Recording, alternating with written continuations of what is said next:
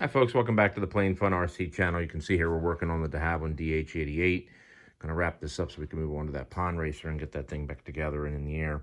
So what we're looking at here is a technique I came up with to install the battery tray. So the biggest issue with the battery tray, as I mentioned previously, was that while yes, you can glue the battery tray in place, the issue at hand is that it would never be able to get it at the motor. So I had this great idea, going through and using these pins. These are the sort of like body pins, what you would use on a Traxxas. So here they are over here. This is from Amazon. They're only $9. Nico hairpin assortment. These are kind of large. They're rather large in size. Let's see if I can open it up for you real quick. Some are large. They get a little bit bigger than what I thought they would be, but that's okay because actually I wound up using the 5/64 right there. That's what we wound up using, which are these right here. But you can see they're in all different sizes, and they've got these massive ones, which are just absolutely huge, which I don't need. But these are perfect. And then what I did is I just used a vise, and you can see here I bent them at an angle, makes it easier to grab them, to remove them. And so anyway, this technique is working out really well. You can see here I've got a couple pins in place already. This is already drilled. I just want to show you how it would work. So what will happen is when you need to remove the tray, you just take a pin out like you see over here, and then you just grab this here, and then this just slides out like that. Then I can lift the tray out.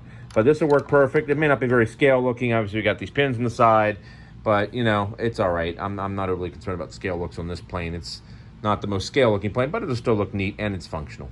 So anyway, that works out perfect. So we're gonna wrap this up, and then we need to go ahead and put some weight. I've already tried to balance it out, and I can tell you're gonna need a lot of weight up front. I tried it with the 3,000 milliamp 4-cell.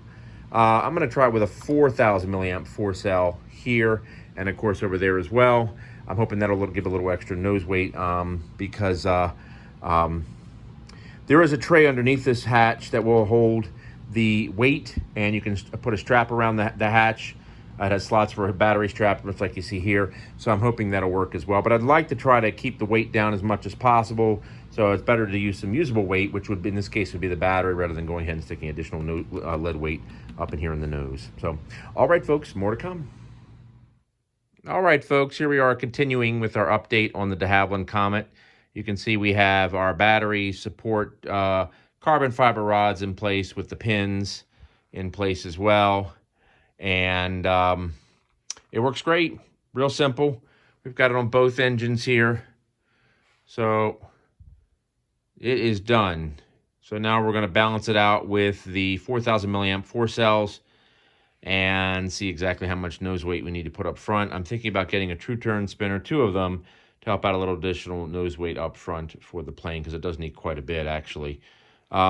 Anyway, that's it. More updates to come.